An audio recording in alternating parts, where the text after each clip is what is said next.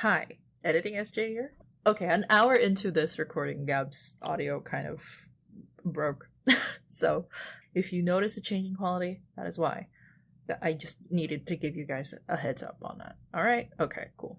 We are so definitely normal. We're so definitely normal. Podcast. Podcasts are what bring us together today. What an itch. Sorry, that's what's stuck in my head whenever I've been thinking about, like, what are we gonna do for the intro of this? Thank you. This is actually the fated podcast episode where we stop redacting. Yeah! Yeah, because we actually both have deep, like, connection to the material this time. It's not just one of us going, look at this! I don't know about deep. No, but like an enjoyment of it. Like, it wasn't something that we both showed to the other and was like, look. Yeah, we're not doing a like caught a fish in Animal Crossing type. Yes. Podcast episode this time. We just know this one back to front. We love The Princess Bride. So spoilers, but not really. We're talking about The Princess Bride today, which is if you haven't seen it, go watch it. I mean, Please. It's like the perfect time to watch it. Anywhere you are. Okay, Actually, set no the wrong scene. time You have to be sick. Yes. And oh in my bed. god. That reminds me. The week and a half I was sick. Because I had a really bad migraine. So I fell back on my old trick of I like to listen to I have movies saved as MP3s that I listen to if I have a headache. And I was like, I feel like The Princess Bride. The Princess Bride is the perfect movie for this occasion. The perfect fairy tale bedtime story. It truly, truly is. And I say this both about the movie and about the book. I wish I liked the BBC like radio play a bit more, but I do like the copy of the book that I have. I like the narration on the audiobook. The funny thing is I didn't like going into this, like we know why I went into this, but like we'll get to that later. Going into this, right? Because I skimmed through the Wikipedia page before we started recording. The irony here is that this is metafiction. So yes, it is. This is it just very like much right is. up my alley. You know, because the The Princess Bride is a fake book by an author called S. Morgenstern, but the book is written about this granddad telling the story from this fictional book by William Goldman, who is also a screenwriter, so he also worked on the script for the movie. Yeah. I saw there were talks about like a musical going on. There was like a bunch of video game talk. There was a TCG. Oh, I would love a visual novel in the style of Princess Bride, not necessarily the movie, but I would love with that kind of like writing and wit. Yeah. Oh my god. They just put the whole like plot in. Like, I would play through it. Stop. I would fully play through it.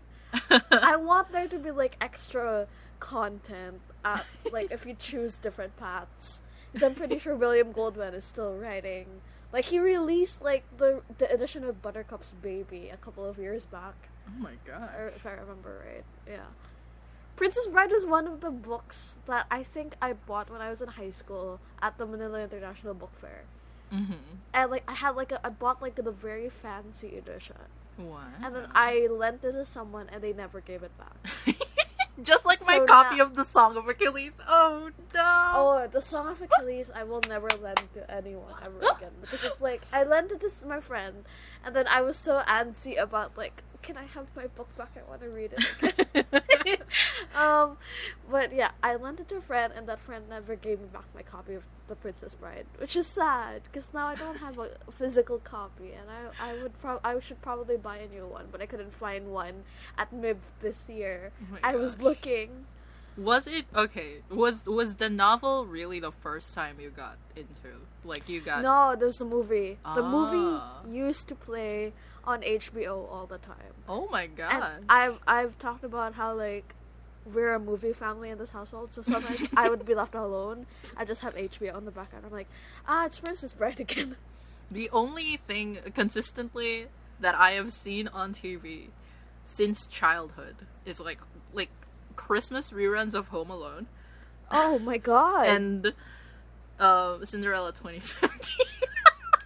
You know, the Cinderella one really was on a lot as well, honestly. I also remember that. Home Alone definitely around Christmas, yeah. Yeah. Home Alone is on every channel Christmas time. Princess Bride would always be like, I would see it Sunday mornings usually. Like, and I wouldn't be able to finish it because I would have to go to mass. But like, I would catch like the first couple of parts, a couple of scenes of up until they were on the boat. Oh my god! And I would be just like every Sunday morning. So now in my brain, Princess Bride is also a good breakfast movie. So like if I'm having cereal and I need a chill movie, that's what a breakfast movie is. The funny thing is, and I did mention that this was like ironically and like coincidentally, technically right up my alley, right? Because it like really I'm is. really into metafiction as a genre of storytelling. And metafiction with a purpose, even. Yeah, and the irony here is that like this is probably the most American thing I've ever watched. Yes, it is. like if you look at the things that I like, you would just realize just from the get-go that I'm very not into like American media. No, SJ really is not. Yeah. Oh my god. This is just about the only piece of like American media that I like fully that SJ likes. Yeah, I just like am really, really into this. For a few reasons. God bless. But anyway, so just basic background for anyone who doesn't know anything about The Princess Bride. So we're talking about the movie and somewhat the book. So The Princess Bride, which was directed by Rob Reiner, is like, I guess, a fantasy. Would you call it a fantasy adventure movie? It's definitely a fairy fantasy tale. romance, allegedly. I think so, yeah. Like, it was romantasy before anyone ever did romantasy, technically. So it was made in 1987. It's one of those iconic movies that if you think about the genre of 80s movies, with like their kind of larger than life, slightly campy special effects. You know, it's a bit like people are like, oh, it's a bit cheesy. I'm like, shh, that's what makes it good. It's supposed to be good. Like, it's just the way that it tells its own story is just like, you know what the tone is supposed to be. So if it looks a little, you know, like low budget, it's supposed to feel like it. It's supposed to be. Honestly, I will say, sometimes I find myself revisiting the 90s, early 2000s, and even 80s sometimes, because of the low budgets. There's something more endearing about that to me, right, than like a very shiny movie. And I think it's something that I find comforting because I'm like, oh, I feel like I can reach out and touch the ROUS. Like, I want that in my hands. The thing is with like low budget films, like B-rated movies from within that era, is that you can tell whether something is like a passion project. Yeah, like they fought tooth and nail just to release. Oh my this. god. Yeah. Oh, one of my favorite podcasts did an episode on The Princess Bride, and it was so good. It's my favorite podcast is What Went Wrong, which like details what goes wrong in film productions, and oh my god, so much happened on the set of this movie. And I was like, yeah, Gab has like ingrained this in her brain to the last rewatch we did just to brush up on this. It's just like filled with factoids as yes. as always. And I read like Carrie Elwes's memoir on the making of, that's a really good book. Like, that's a really enjoyable read for anyone who like has a fleeting interest in memoirs or just in general movie productions. That's a really nice book. It's really well written, and the audiobook is funny. Does he voice it himself? he voices it and he gets everyone else to voice it too. Oh, cute. Which it's is like really cute. There's like a little guest voices. And I was like, oh, that's it's really like nice. It's like us on video call reading scripts. Literally, it's the bestieism for me. My favorite like fact art is that Mandy Patinkin, who played Inigo, was just obsessed with sword fighting, and Carrie Elwes would just be like, "Can we rest?" And he's like, "No. I must be the best sword fighter. We will practice. We will practice and practice and practice." And something about that is a lot of film buffs and sword fighting experts have deemed that one of the best like sword fighting scenes in cinema. They really are such... I love that scene so much. The way that all... they like banter back and forth. Oh, so good. Except for Andrea the Giant, they were all very much theater kids thrown into one very cool passion project. Theater kids and comedy. A lot of comedy. Yeah, a lot of stand-up comedians, like a lot of improv comedy is just very tight-knit as a group. I've realized within like American celebrity. Oh yeah, yes, definitely. Like they all know each other in there. The sample that is like smosh and drop out, like that's the joke me and my friend always make. Is my friend, they are a big smosh head and I'm a big dropout head, but we have like a Venn diagram in that we enjoy both, but we just have one that we like slightly more, and they all know each other, so it's really funny when they do crossovers. Who was it? I think it was like the first time I realized that was just like how many sitcoms I've seen. Yeah, just like This, I feel like Maya Angelou. What's his name? Jason Mantzoukas? Is that yeah. his name? Yeah. Oh my god, when he shows up in like even in What We Do in the Shadows, there's like Kristen Schaal is also in everything. A lot of them just know. I guess it's less the casting and more the I know a guy. You know? No, because I feel like if you like the people that you meet, like generally you kind of tend to just drift towards working with them again and again. Like I think it's a natural instinct, especially on projects that you want to have fun on. Yeah. You're just like, let me grab my buddy. Did you follow any of the Princess Bride cast? Did they ever just like work on any other projects together?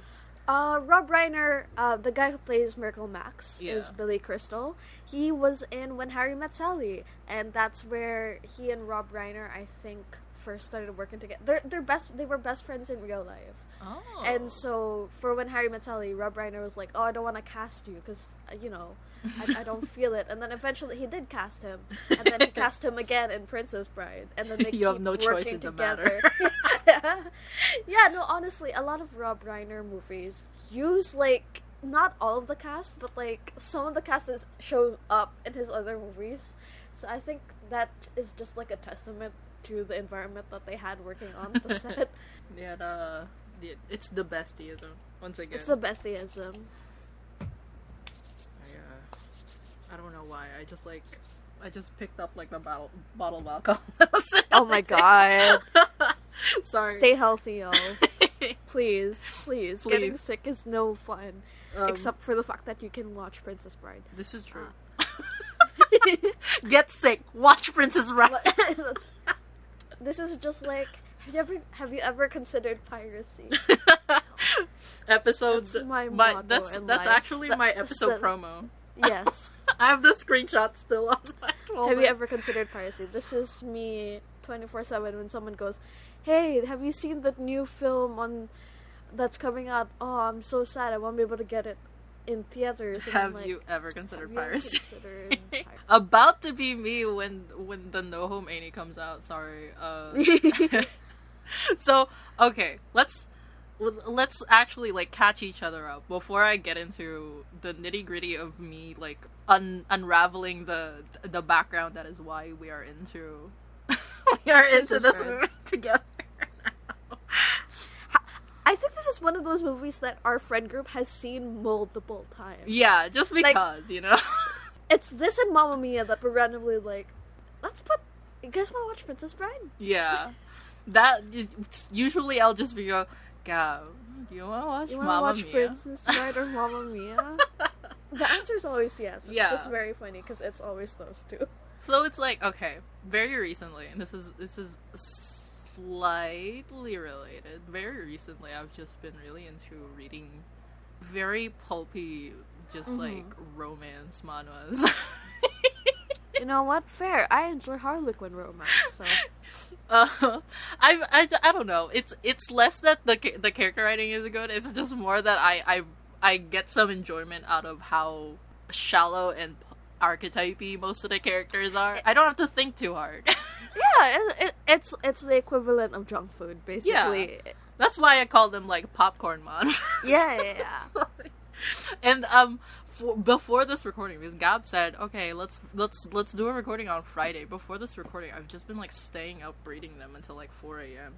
So like I had to like train myself to like get to bed before like 2 a.m. Oh no. Just so I don't show up here like sick or sneezy. I literally had to drink allergy meds before this. Oh no. So, being sick might get you into the mood of watching Princess Bride, but it's like not for recording for it. Yes. No. What have I been doing? Basically, in between working on my thesis film, which is yeah. I picked up Krusty Cook-Off on the Switch again, and I've been playing that. Oh my goodness. I have beat the pancake stand and the Krusty Krab, and now I'm on Sandy Cheeks' barbecue level, and that's been fun and stressful, but in a happy, fun, challenging way. And then I've been reading 78 Degrees of Wisdom because I'm learning how to read tarot, and it's just like reading popcorn manhwas. I'm like, the esoteric side of these tarot cards are it's very fun to see what everyone's up to, and it's like, oh, they're like, are you good? I've seen you play Krusty Cook-Off for like a week. I'm like, don't worry about it. That's fine. Well, very recently, my sister like picked up Animal Crossing again and was like wondering why there were like notifications popping up on my account on the Switch, and I was just like, don't worry about it. Don't worry about it. It's fine. My friends are playing. My friends are playing Krusty Cook-Off for like 2 hours. 2 hours is nothing. No. It's only 2 hours because I have stuff to do. That's true. I did not have stuff to do. What is the overall total? How many? It says 5 hours or more. It's probably like 15 at this point. Oh my goodness. No, do not ask me about Stardew. Stardew is much worse. Don't worry, you'll never beat my Persona 5. Oh yeah. That you're so fun. You're so right. Oh my god. I was in there for days. Oh god. But anyway, back to the Princess Bride. When was your first encounter with the Princess Bride? Okay, we're digging in. I'm sorry, guys. We are unveiling. So, to anyone who knew us before this podcast, you guys all knew. I'm so sorry. No, I'm joking. Yeah, we're collectively sorry for that, but also like, you guys would have known. We were very, very into this fictional podcast called the Penumbra Podcast, except like the side B of that podcast. It's just like the Juno Steel series, right? Yes, I was into Second Citadel, not as much as Juno, but like yeah. So that is like slightly related because I actually picked up this series from this movie. Mm-hmm. I went through the entire. I actually picked up this movie from a friend I made in that fandom, who we do not speak to anymore. Nor about, actually. We never talk about them. Really. No, really not. We usually just like talk about them, you know, when we remember the days of being into this podcast. This is what, like, we were 3-4 years ago. Guys, when we say we were into the podcast, we were like actively making content, like, fan art, stuff, and also like we had a big project. This is the origin story of the playground. Is actually our activity within the fandom, right? Yes. So we started doing podcasts before that. It was just like a fan podcast. I actually have it on my e-portfolio for school. No, you know what? You know what? If nothing else came out of that, I feel like the project that we did, which is called Reverse AU, is just such like a labor of love that I'm so proud. Yeah. Whenever I think about the readings that we did and then the recordings, I'm like, oh, we did that. That's cool as hell. And it's just it's so nostalgic, just like thinking back to it. But it's only been like 2-3 years. No, but I feel very proud of that project because of how much we all put into it. Yeah.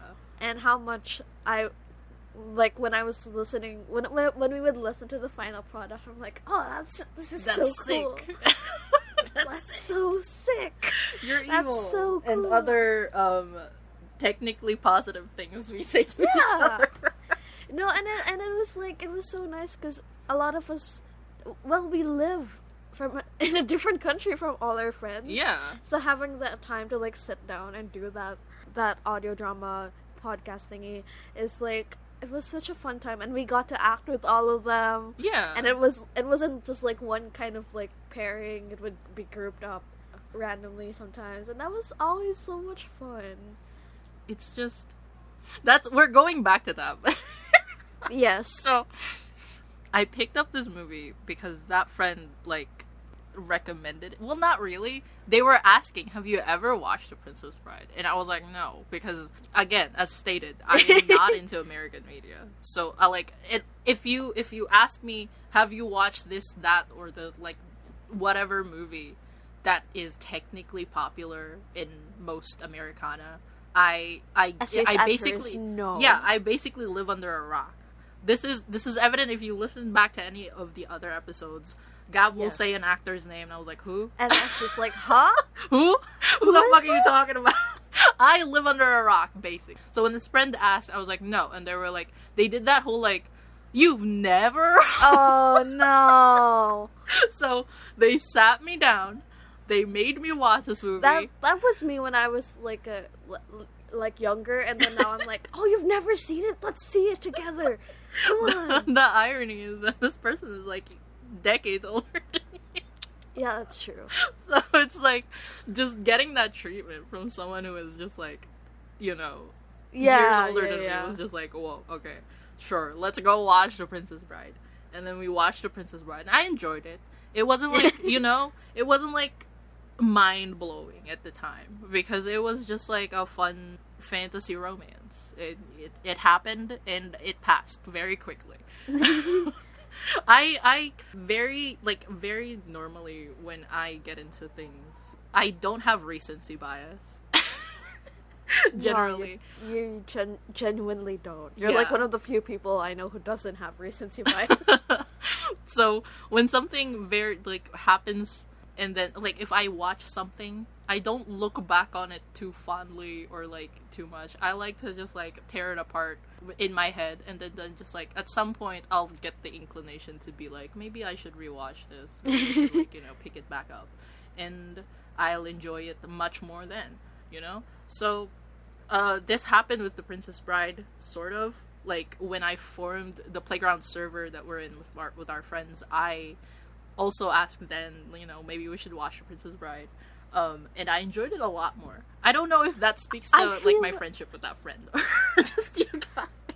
I feel like The Princess Bride is so fun to watch with a group of people. Yeah. It feels like a sleepover thing that it's like, oh, let's watch a movie, and like we'll all make jokes about certain scenes, or we'll like say the dialogue along with the movie, and that's always really like it's a collective experience. Yeah. That's why I still like going to movie theaters, and I like going to screenings where people react. When it's like people are like just completely silent, I'm like, oh, the movie's not going over well.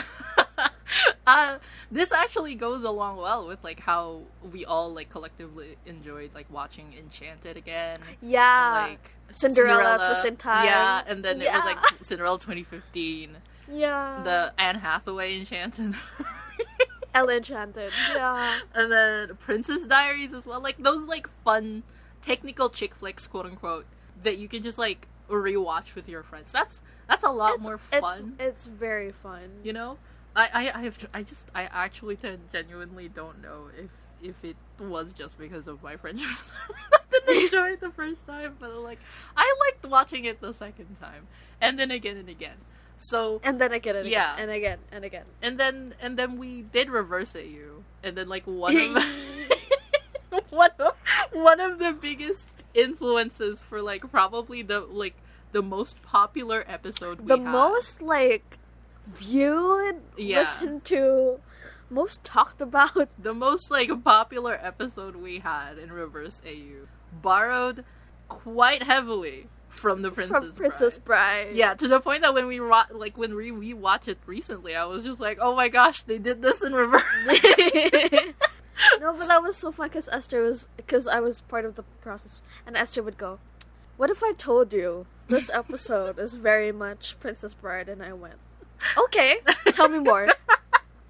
And the evil part is it's supposed to be like the most gut-wrenching episode ever. So it's like picking up this movie that is technically just like cotton candy sweet, tooth rotten fluff, you know? It's just nice. It's just plain nice to watch. It's just the equal balance. Yeah. You gotta have what's the euphemism they use in ORV? What was it? It's like you gotta have an equal amount of sweet potatoes and cider. Honestly, you know what? That combination is good. The thing was like sweet potatoes like get stuffy if you get too much. Yes. Right? Yeah. And then Yeah, cider yeah. just like washes it down. You know? You gotta have an equal amount in a That's why store. I've never. Sorry to Americans. That's why I've never understood sweet potatoes and marshmallows. Oh my god. Is that not like the most cloying thing? Oh my. Yeah. Sorry. I know it's like a thing that people have when they have like their Thanksgiving things. Like I saw it on TV and on like Instagram, and I was like, sweet potatoes and marshmallows. Christ. And I was like, maybe it's their version of the hot dog with the marshmallow. I mean, that's meat though. I know, that one is sweet and salty. But Ew. sweet potatoes are sweet. And I was like, sweet potatoes and marshmallow. Never mind. Okay. The hang-ups. Americans make sense. Going back into like Princess Bride when we rewatched it, I had the exact same experience of this one streamer I watched who played Final Fantasy VII Remake. I just watched her VODs, you know, because I don't have a console. Oh, yes you do. But you don't have like a console. Yeah. So I watched her VODs for that, and they like she actually played through the original FF7 and then replayed Remake and then played Rebirth. And I was just like, that's insane. But also she said something along the lines of just like, I didn't grow up with this game. I don't have any nostalgia for it, but just like playing this remake after I played through the original just makes me feel just as emotional as someone who had played it when they were a kid. And that's like that's the same thing I experienced with like watching Princess Bride, where it's just like I didn't grow up with this, but it's just I have such fond memories. I feel like I really do remember that night fondly because we watched so much stuff in a row, and it was just so fun. And I remember you and Stess just like putting Instagram stories up simultaneously. Yeah, because we were having it was a blast, and honestly, I totally understand that in terms of like something that you didn't necessarily grow up with, and then you suddenly realize, oh, I'm actually deeply fond of it.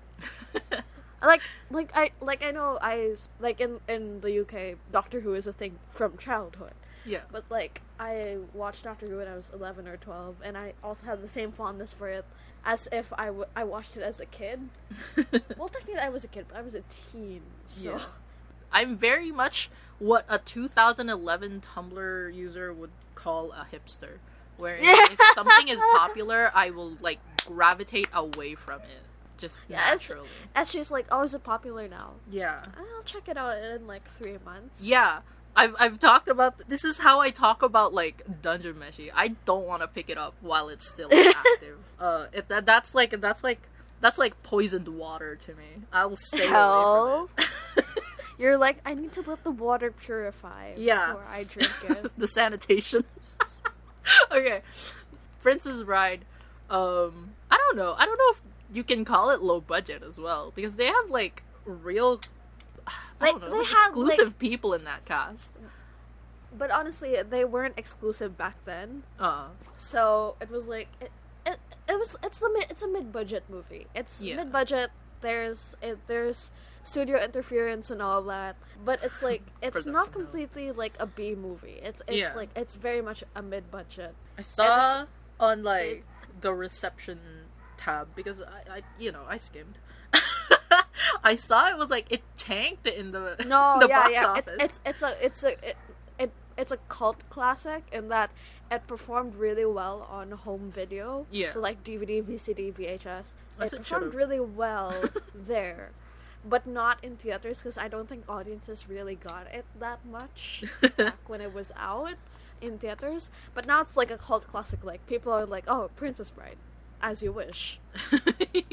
Honestly, me, everyone in the audience when this movie came out, me, literally, it's like, yeah, it was an okay movie, and then you just like rewatch it, and you're like, oh, this honestly, is a lot better than I remember. When I was a kid, it wasn't my favorite either, and then I appreciated it more when I got maybe like middle school age, but that was mostly because as a kid I was like, oh, romance. Ew. But like Cootie. Like I like rom-coms, which is very funny, but like in terms of like fantasy, I'm like, oh, alright, I wanted to see the sword fighting. Which is very much the attitude of the grandson. It's just very funny. You were the target audience. Literally, I was like, can we hear? Why are we hearing about the kissing again?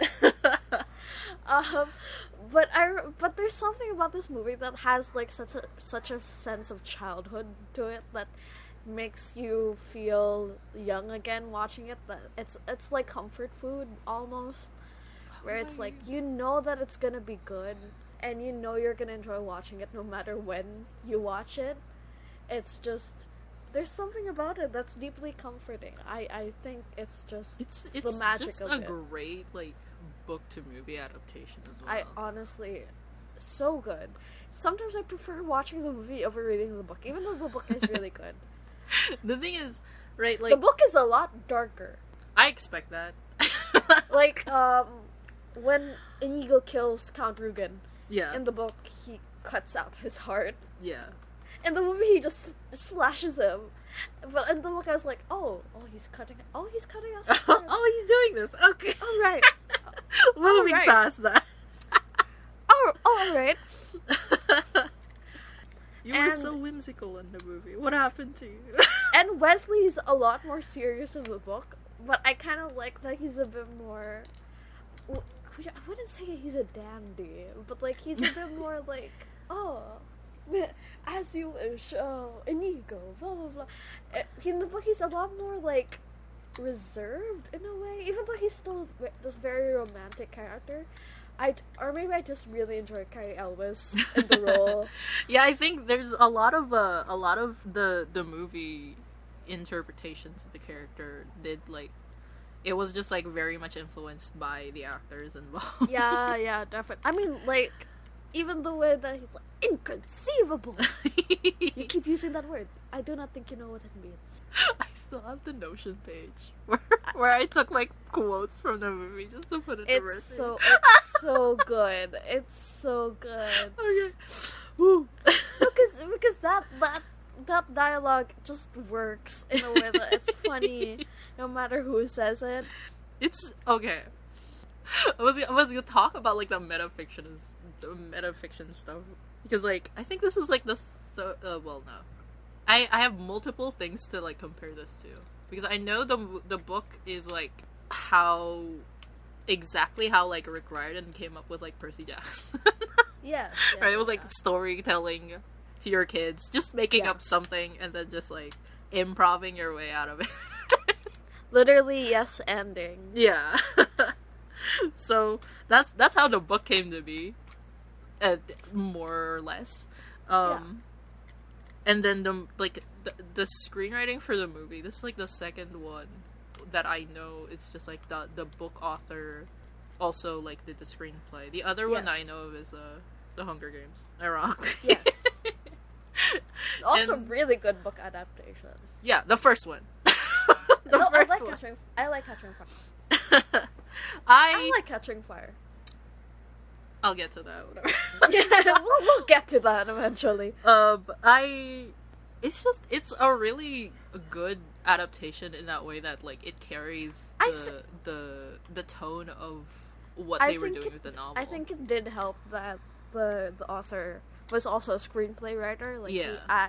one of his my favorite books on screenplays is his of adventures in the screen trade or something like that. It's really well written. Like, I think part of it is also just how good the dialogue is. Yeah. Like it's what makes it stick in your brain. Those lines, The and isms. the isms of it all, and just the way that the characters feel larger than life, but yet the script makes you care deeply about what happens to each and every one of them. Yeah. The actors really just like elevated. Seriously, it's so much like, even like if I think about Andre the Giant, I think about this role. Yeah. Like I wasn't a big WWE fan, so I'm like Andre the Giant, Princess Bride. It's just like that equal amount of archetypal and like Yeah. just like ramping up the bit from the It really is like even like Miracle Max, who's like oh, the gosh. most over the top like characters. Like it's so reminiscent really of like the fairy tales you hear growing up that Yeah. are passed down in auditory format. But like when you first hear about like Goldilocks and the Three Bears, and then it so captures that vibe in terms of the dialogue, honestly. The Grimm's fairy tales typical violence. Yes. And that's why like the movie vehicle of telling it to the kid works so well. Yeah, you Because just the like story suspend itself is disbelief. Yeah. The story itself is already like perfect for that. And I recently rewatched the home movie version that they did during COVID. Yeah. And that one is also fun. Like everyone was just having a blast. That's how you know this is like Americana Gold, because like That's true. every actor in Hollywood has watched Princess Bride. I feel like the only other thing that I think of that's like modern that comes closest maybe Scott Pilgrim. Yeah. Because whenever I bring up Scott Pilgrim, it's like, oh, everyone's like, oh, that's such a great movie. And then, like, the cast is always, like, down to do anything with Scott Pilgrim. I'm like, yeah. That one was They were awesome. all recast for the animated series. Yes, I love the animated series. Oh my I haven't God. watched it. I have it on my list. That one is fun. That one is so fun as a fan of both the movie and the comics. That one is fun. When I watched it all the way through it, and I was supposed to take it, like, an episode at a time. And I was like, man. Oh, you would never survive this house. I'm a series fiend, but like I'm also like, if something isn't done production wise, like say this is something I've done to my sister. She hates me for it, but like Link we were watching Link Oh my God. and season 3, well, not this, the prequel series is about to come out soon, but we're still not done with season 2 because I it originally was taking it like an episode a week, but then I was just like, nah, we're getting too close to the end and season 3 still isn't out. We're not finishing this series. And she's just like, please just finish the series, I'm begging you. I was like, no, we're not watching until that fucking translation comes out, bitch. Usually when I find like an animated series that everyone has like acclaimed, like it's just like so critically acclaimed that everyone I know is just like, please, it's so good, I will take it like so slowly. So Yes, you will. slowly. This That's you with like me going, oh, SJ the Bear is good, and SJ's like, my lack of recency bias is also just like, yeah. just reinforcing that. I feel like that would have been you with Challengers had I not just been completely like taken by it. Just Yeah, be like, you just "SJ, sat you me should down. watch I was like, Watch actually, with we are me." watching Challengers. You and Lisa Frankenstein. And Lisa Frankenstein as well. Like, we are watching this. You have no choice in the matter. Honestly, I might make you do that with the Substance as well, because that one is fun. The what? The new one that just came out with Demi Moore, The Substance. I have no idea what that is. See, I literally live under a rock. I have no idea what these movies are. I'm looking it up. Oh, I know this person. Oh wait, I know this person. Stop laughing at me. Yeah, that's Demi Moore. I know her face. I don't remember where she's from though. She was in Ghost with Patrick Swayze. I have no idea what it's almost parodic the way I'm saying this. I have no idea who these people are. Yeah, this is like, me and Esther are in polar opposites of the spectrum when it comes to like movies. Where have I seen her before? This is It's bothering gonna bother me. you. Oh, she was in Charlie's Angels. The original Which one. one? The third one. She was the contrabida. I've never seen that movie. What? No. Oh, we're putting that on. Maybe I'm just like mixing her up with a different person. This is true. I'm also like a little face blind. Yeah. Yeah, it's likely I've just seen her like doppelganger somewhere out there. My sister keeps saying like they don't look anything alike. I'm like, you know what? White people all look the same. White people. Yeah, to SJ and too many friends. White people all look the same. This is just you know payback. Yes. Again, very funny because SJ and I are opposite sides of the spectrum. I watch a movie, I'm like, oh, that's the guy from who did the cinematography of. Oh my goodness. And then people were like, why do you know that? I'm like, no, sorry. you know what? You with celebrities is just like me with VAs. That's true. I literally, That's true. I was watching That's so like true. I was watching like A Sign of Affection because I torrented it.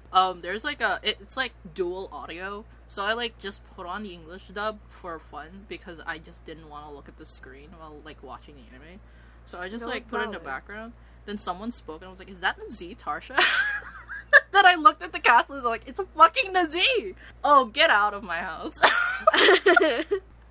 I get pissed when I recognize a voice out of like just a lineup of people. Out of a game, out of like, SJ will just go, is that blank? I'm like, Is that Alejandro Saab? is that Alejandro Saab? Alejandro Saab to me is like you with Keanu Reeves at this point. Yes, that's true. It's just like, oh my gosh, it's Mr. Saab. Our dedicated blorbos. I'm a big fan, sir. Big fan, sir. That's us with, what is his name? Zach Valenti as well, where you're like, is that Zach Valenti? I have difficulties with that actually. It's also another thing. This is why I haven't been getting into podcasts recently as well, is because sometimes I get like SJ knows the voice yeah. so well. Sometimes that's the case, but like sometimes I will listen to a new podcast with like a whole new cast of people I don't know, and I'll just be like, all of these people sound the exact same. Oh no! I can't tell them apart. And it takes like multiple like replays just to, because like sometimes you can tell when like a group of like when people have been casted within the same area, they have like the exact same speaking pattern. So Yeah. I'm just like, guys, I can't tell you apart. Slow down. So I have to like look at the script just to like realize this is a complete new person just speaking. Yeah, this is also why, like, some people are like, oh, is that you? Even though I've changed the pitch of my voice because I have a very distinctive speaking pattern that's a mishmash of 10 million things. They're like, oh, that's you. I'm like, right. Congrats. I was reading, because I was talking about reading my tarot book, and like what you said about like archetypes really does ring true, because in tarot, especially in the major arcana, it's all about the archetypes of what these figures in the cards represent, Yeah. which in the same way is what the figures in The Princess Bride represent, which is like you've got the princess, you've got like a swashbuckling kind of pirate dude, you've got big guy, you've got like the big guy, Tia. the big guy. Oh, I miss Jetsuko. oh, that's Jetsuko. Oh, my sweet orange. I miss him. You've got like someone who's a bit too smart for their own actions. You've got. It's just there's something about the archetypes that make it something that's easy to understand. Yeah. And yet something that compels us to go on that journey with them because you want to see them evolve from one archetype to another. I was actually like, not to bring it back to ORB. No, oh my god. Wait, I have not done my. This is just like whenever I bring it back to Supernatural. Yeah. There we go. No, but like I was thinking about this recently because I have been getting demands from my YouTube channel to make another ORB.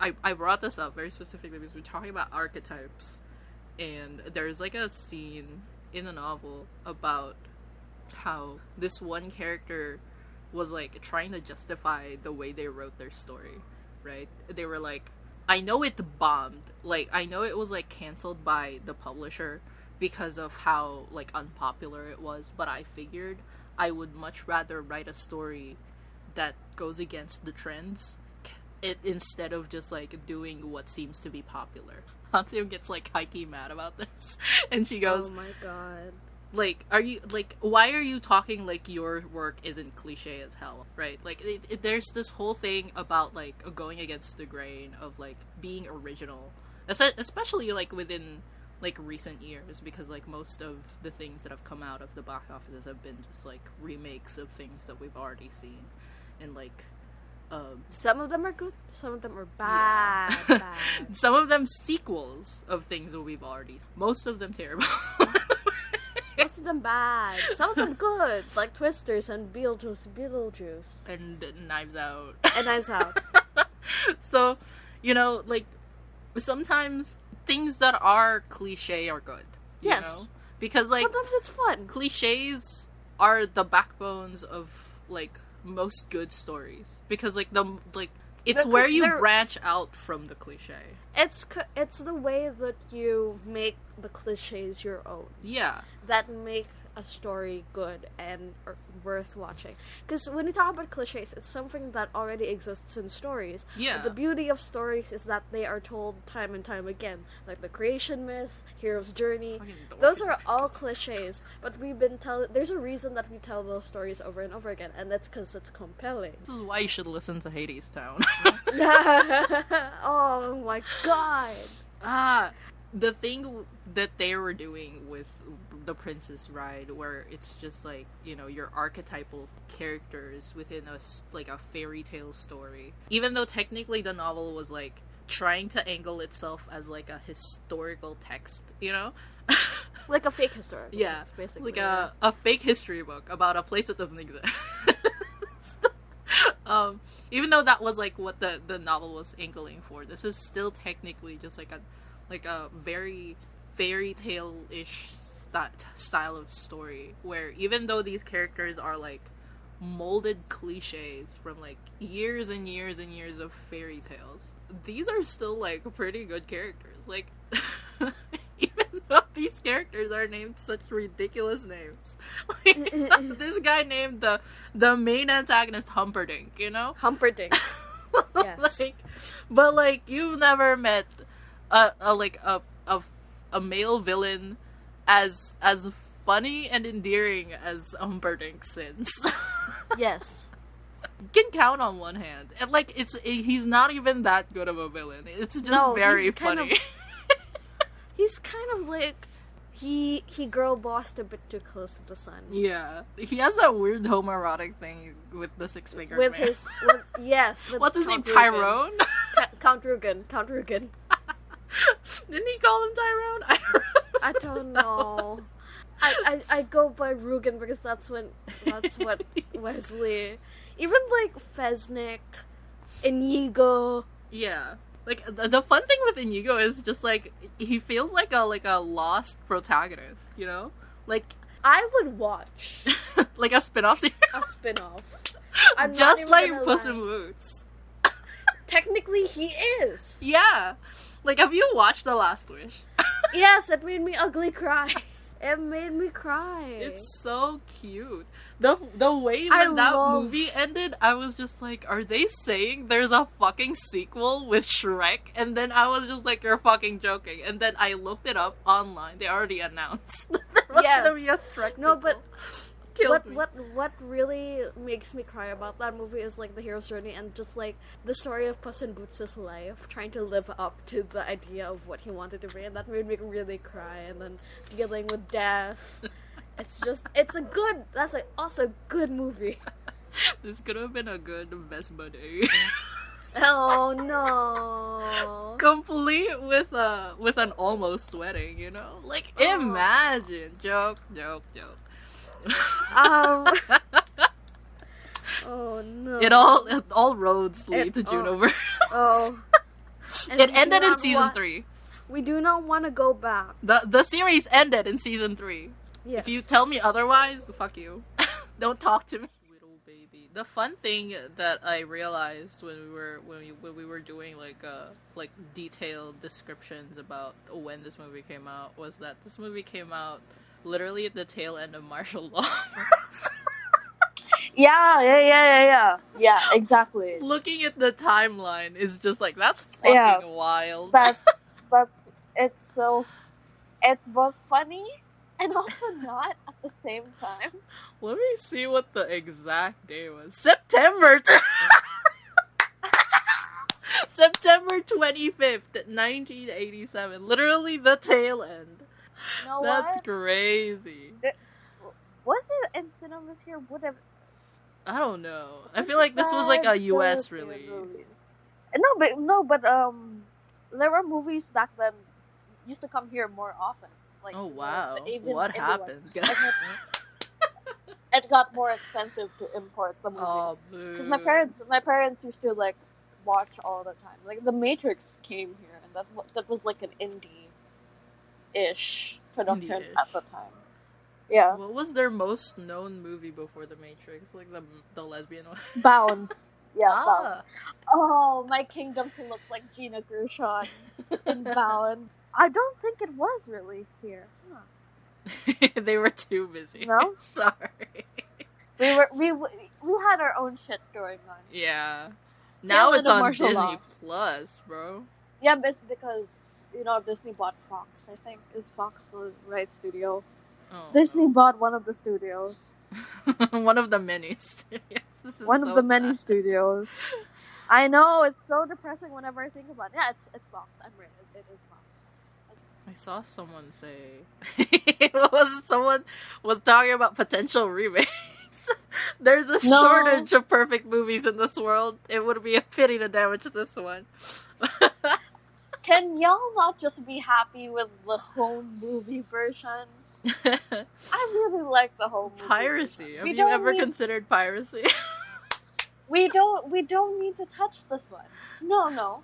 We don't need to touch this one. This one's gold. Leave You it guys alone. Just leave it alone. Leave it alone. Leave it alone. That's like if someone was like, I want to remake The Matrix. I'm like, good luck. You will probably not succeed. This is true. Like, It's the same. I feel there are some movies that you're like, do not touch. Another one that I feel that similarly about that is also Rob Reiner, which is When Harry Met Sally. That I'm like, do not touch. Leave it alone. what's something you think Hollywood should do instead of remaking The Princess? Invest in your screenwriters better. Because the best movies have really good scripts. Stop and if the considering movies- using AI. Stop considering using AI. Fuck AI. You Will know? always be fuck Oh AI my on god, this podcast. this has been so fucking bad to the point that like I don't know if this has reached your end of the spectrum of the internet, but like very recently, multiple games that I've been playing will not have voice acting in it because of the strike. No. Okay. So it's been going on for that long. So Yeah. guys, just remember, don't do that. Invest in writers, invest in new creators and new voices in the Learn a craft every now. Yeah, there's so many fresh stories by really talented filmmakers out there who just need a budget to realize their vision. What's a book to movie adaptation you would hope to see on screen? Oh, that's hard because I don't know. Some of them have been really bad, but I have lost like kind of faith in it. That'll be a good easy ones. Like, is there like a slice of life thing you think would look good on screen at some point? Oh, I would say I would like to see like a Legends and Lattes TV show, which is like this like cozy kind of D&D fantasy thing. I feel like that wouldn't be that hard to adapt into like a sitcom or a movie. That would be chill. When it comes to like books that I have like of deep fondness for, I almost don't want an adaptation because I'm so nitpicky about it. Like I'm really enjoying the new Percy Jackson series. My complaint about the first season, I'm like, why are the episodes so short? They're too short. I've actually pointed that out. You're cutting out like the beats to breathe between each scene that were in the book that I wish were in the show. That's actually something I've noticed of recent, especially since it kind of rippled into like the Japanese animations industry as well. Is that just there's a lot of shit out there that just like doesn't give their stories time to breathe anymore. Yeah, like animated shows on TV used to have like bonus like beach episodes, festival episodes. One of my favorite shows is Grim Adventures of Bill and Mandy. That's basically all filler. Yeah. Like, filler episodes are just, like, so rare at this point. It's because everything gets cancelled because of fucking streaming services. Dude! There is no rule. I was about to pick up, like, a Orpheus and Eurydice series on Netflix. And then when, I put it on my list on Netflix, and then the next day... I saw it got fucking canceled. I was just like, are you fucking serious? That's me right now with Dead Boy Detectives. I was like, come on, man. I'm so mad. Like, how are we gonna have, like, people are always like, oh, let's bring back the 22 episode season. I'm like, we can't, because they keep canceling everything. The one thing America should try to do is what, Philippine... Not really. Teleseries do, which is have 430 episodes, like Batang Quiapo. No. I was trying to say, like, what Korean and Chinese dramas do at this point, which is just like they pick up a comic that is fairly easy to adapt into screen, and then just like run with it. Because like there's a bunch of just like K-dramas out there that are like from web novels and web comics as well. I see those all the time. Yeah. So it's like. You can do something like that. There's like a shit ton of like very okay-ish like novels out there in America. You guys go through that shit like $1 a piece. It's so I would love to see in terms of comics. I would love to see a Wicked and the Divine adaptation. That would be really hard, and I would be very, very like picky about it because I really like Wicked and the Divine. But I would like to see that. That would be really nice. What's that? Oh, it's a comic book series. It's a comic book. Oh, cute. Oh my gosh, did you watch the Sandman series? Yes, I like the Sandman series. I haven't gone to like season 2 over here. I don't think season 2 is out. Isn't it? I feel like I remember something going on. I don't remember. No, I think it was just promo. Oh, I don't think it's out. It's not out yet. Okay, cool. Alina and I were like making like just that fight scene where it's just like them imagining themselves as like concepts. Yeah, that was so cool. I love that scene. Oh god, Sandman. The first season also has that like very fairy tale-y vibe for each episode, which I really enjoyed. I really like the first season. I'm excited to see what season 2 will bring. It just goes to show you guys. What? Did you hear about Good Omens? But like they stopped production, and then now apparently there's gonna be a TV movie. What? Yeah, I know. Same reaction of Alright. Just stop. Just stop. But it's no. Angry. No. I need closure. But I'm not sure if. By the way, in case it wasn't clear, the allegations against Neil Gaiman, fuck him. Yeah. But we shouldn't punish the other creatives on that show for one man's stupid fucking actions. Just be normal. How hard is it to be normal? It's like, but get these old people off the internet. just be normal about your influence over people. My God. This is why. Just get these fucking authors off of Twitter. All right. This is why we have rolling. Oh my God. Get him off. Get him off. Hold on. See, this is why Rob Reiner is blessedly not on Twitter, because if I had seen anything, I would be like, no. Shut up. Shut up. No, please stop talking. But I'm excited for that. It's the exact reason we left the Penumbra podcast. Yeah, they were using Twitter a bit too much. Just get off Twitter, for God's sake. Please. Or have a private account. For God. DMs, But I remember, like, I saw this morning, it was like, but it's not clear if it's gonna be like 6 episodes and then the finale is a movie, or it's just gonna be a movie. So I was like, alright, as long as I get a fucking... Oh, right, yeah, I was talking about this on Main, and then I'm just like, I left the account on. But, like, I feel like Netflix keeps canceling these series just to try and do that thing that Sense8 did. Oh my God. Where it was just like picked up. It was like a grassroots campaign getting Sense8 back on TV. Literally. And that, like, they just never have done that ever again. Right? They tried. Like, fans of OFMD tried. OFMD, and with an E. Yeah.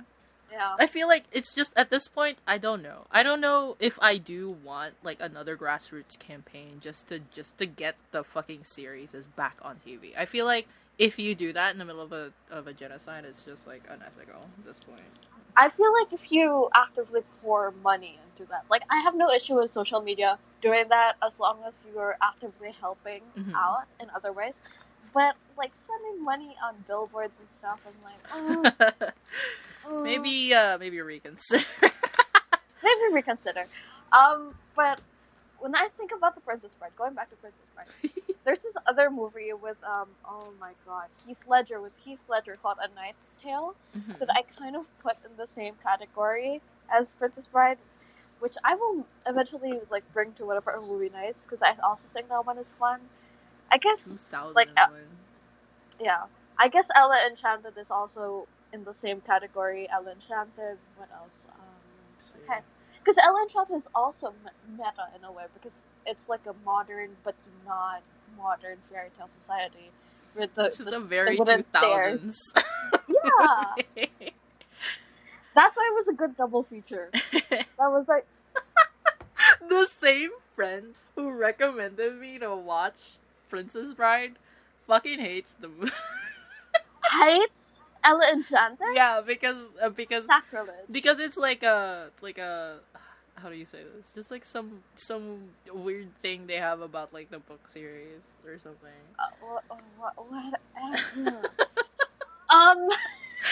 Evidently you hate fun. I'm sorry. You can have preferences. It's fine. It's fine.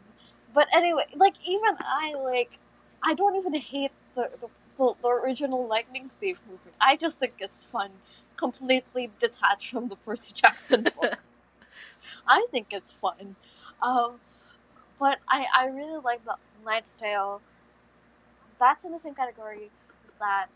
I will say, I think Beetlejuice in a weird way would also fit, but that's more like a dark fairy tale more than anything, because there's like a stepmom and then, Winona Ryder, and then there's like a over-the-top villain. I really miss that kind of movie where people really took the cliches and were like, let's do something fun with this. I feel like a very recent movie that falls into that same category would be, what was it? It was a Snow White movie. Stess really likes it. Oh, Snow White, and Snow White, it's just called Snow White, isn't it? The one with Lily Collins. Yeah, that one. Yeah. What is the name? Oh my God, my brain is blank. I know it. I have Wikipedia open. The way I've prepared mirror. There you go. Mirror. That one is also great. I also like that one. Julia Roberts is in it. And she's the evil queen. She's so good in it too. And the costumes in that. This one, I feel like this one, like, felt better to watch than the Snow White, the Kristen Stewart Snow White one Disney. This one felt a lot better to me. I like that one. I like Mirror. I do enjoy watching Snow White and the Huntsman, but that's like a action movie for me. Right. It's less a fairy tale movie. That's an action movie. It's like the Hansel and Gretel movie. The way I thought about like Chris Hemsworth and then going, isn't he voicing someone from Transformers? No, he is really good. I'm not kidding, SJ. I saw the clips. I was like, oh shit, go off, Chris Hemsworth. All right. He was also really good in Furiosa, the prequel to Mad Max. I have a thing about hiring voice actors for voice roles. No, but the thing is, he actually is very respectful of the voice actors and worked with the original one. Oh, who was cool. like, yeah. So I was like, oh, that's cool. Where he actually underwent training. It's not Chris Pratt going, it's a me, Mario. Yeah. He actually had you know what? Another actor who I think is surprisingly good at voice acting is Robert Pattinson, because he did the voice of the Heron in the English dub of The Boy and the Heron, and it does not sound like Robert Pattinson. But yeah, he's gonna be in Mickey 17, which I'm very excited about.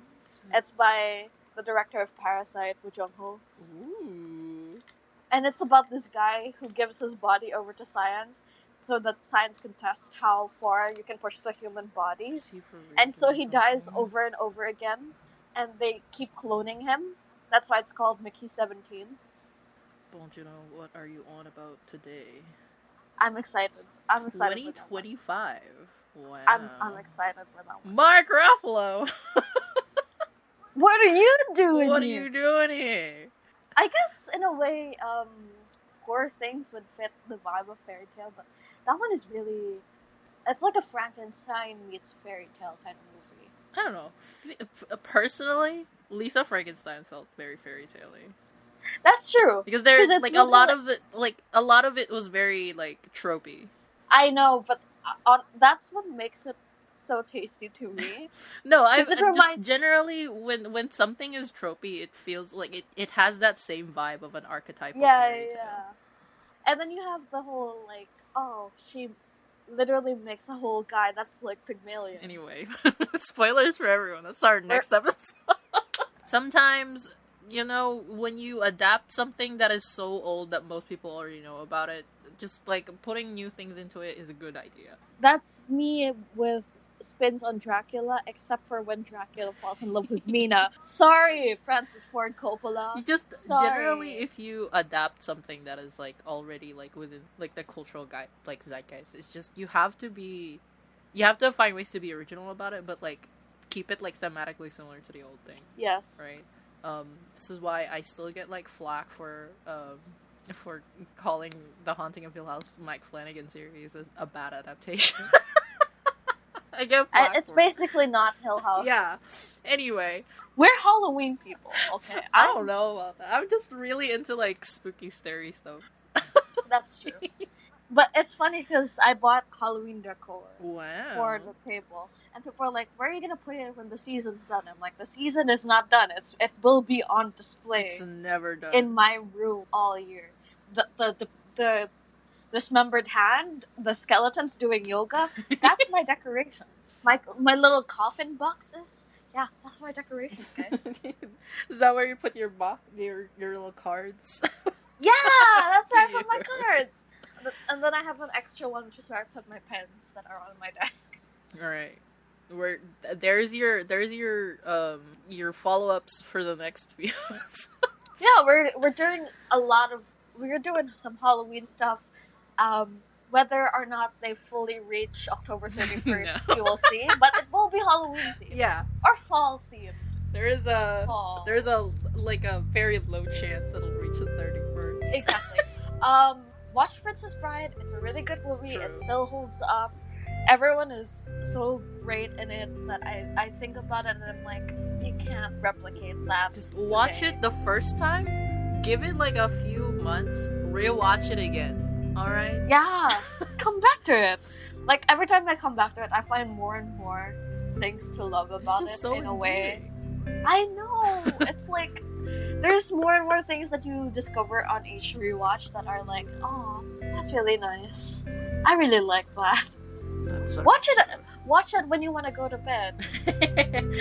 Like it's a bedtime story. Gab, Go for Gab can attest to this. it. Works for me every time. Well- Also, if your eyes hurt, download it as an MP3. Download movies as MP3s, guys, and you can listen to them and be a nerd. Watch it like a podcast. Yeah.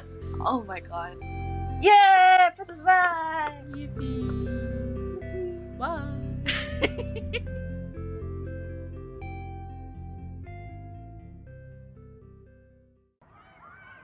What you just heard was a talk from the Secret Treehouse. Those were your hosts, SJ and Gab, and this was a production by The Playground. If you like that, please consider supporting us through the links found in the show notes. If you support us for as low as $6 on Ko-fi, you can get the whole uncut version of this episode. And if you want your name at the end of the episode, like at this moment here, you can support us for $10. Thank you so much for listening, and we hope we can get to hang out again.